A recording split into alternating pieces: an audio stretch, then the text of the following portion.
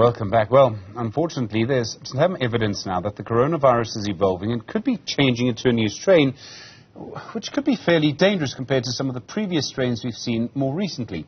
At the same time, an analysis of water from sewage plants shows the number of people who have COVID-19 in their bodies is increasing. Meanwhile, as you've just seen, in China, there have been huge protests against COVID-19 restrictions. Professor Mosa Moshabela is a professor and deputy vice-chancellor for research and innovation at the University of KwaZulu-Natal. Professor, good afternoon to you. I must just say, seeing you on the screen takes me straight back to 2020. We have this new strain of COVID-19. What do we know about it? Greetings to you, Stephen, and to the viewers. So fortunately in South Africa, we've been doing a good job of monitoring the surveillance of strains or variants that we are seeing. And even the issue of doing wastewater surveillance is something that we've been doing for a while. So we don't really have a new variant yet. We're still dealing with the same sub-variants of Omicron that we've been monitoring all along, and they have led to some increase in cases in South Africa over the past few weeks.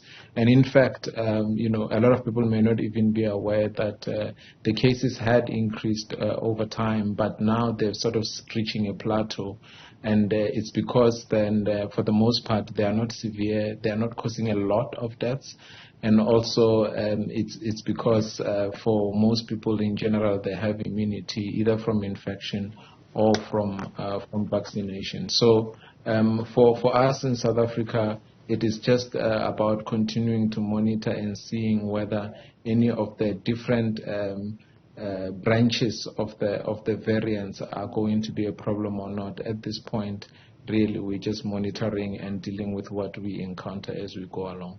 As I understood it, a virus like this was quite likely to mutate to a less harmful form. In other words, it would mutate to a form where it would allow it to live in our bodies for longer, to be transported, to be transferred to more people. Is that still right? Is that still sort of the prediction for COVID-19? I mean, there are other COVIDs, there are other coronaviruses, but for COVID-19?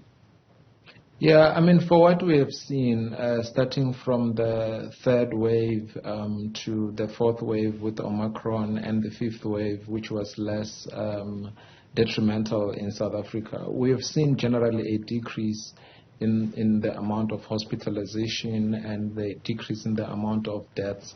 So a combination of the virus, but also with the immunity in the population, has contributed a lot to sort of a less severe form of disease. It does not necessarily mean that the virus itself is weak, because for some people who are vulnerable, it can still cause severe disease. In fact, for some people, they can still lose their lives from it. But it does not necessarily mean that on the overall at a population level that we continue to see severe disease. And what you are saying is what we normally expect from epidemiology. But really, it's not just about the virus. It's a combination of the virus and immunity in the population. We don't know what will happen going forward, but based on what we are seeing now in South Africa, but also what we are seeing around the world, we are comfortable with the variant that we are dealing with. It's not something that bothers us. But I have to just repeat that it does not necessarily tell us about what we could see in the coming months, because it could evolve. For now, we are comfortable, I think. In terms of you talk about the immunity in the population, and I think we're sort of at the halfway point for vaccination, maybe a bit above that.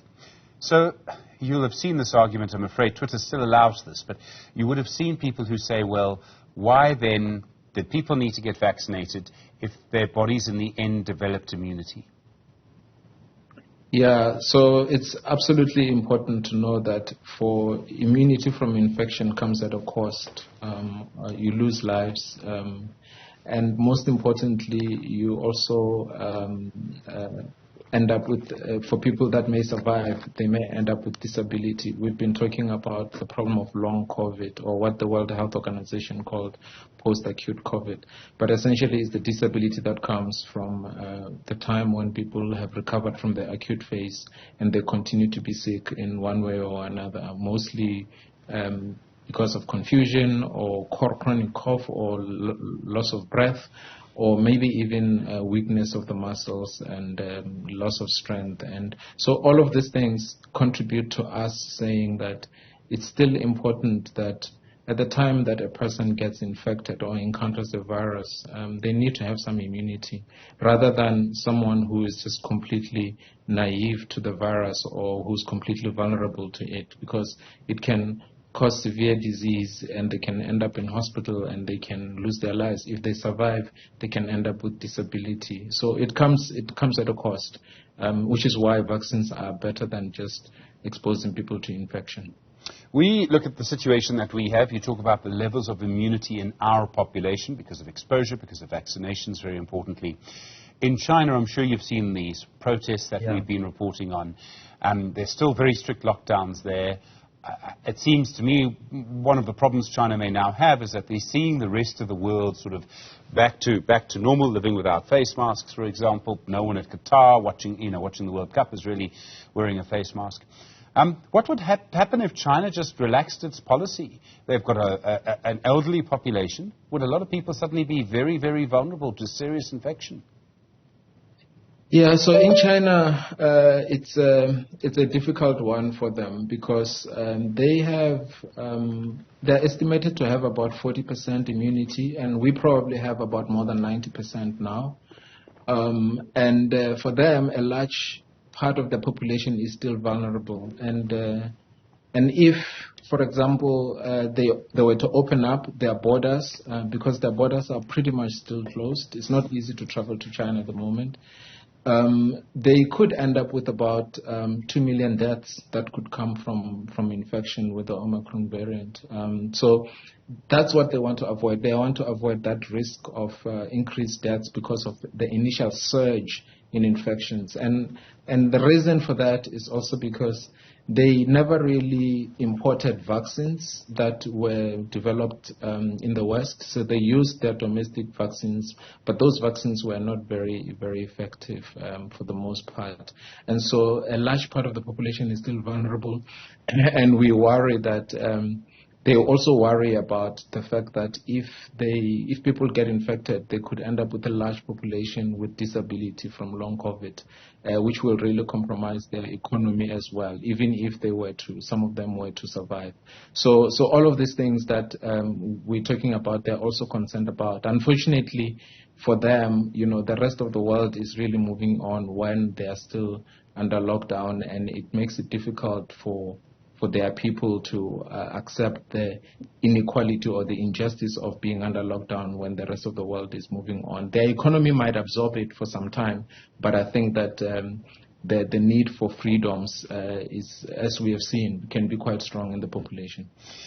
So is it about the Sinovac vaccine? Because I thought that was fairly effective, had an efficacy rate, I thought, of 70%. I do understand that you actually need 3 booster shots, whereas for some of the other vaccines, some of the ones that we've used here, it's not as many. Is that part of the trouble?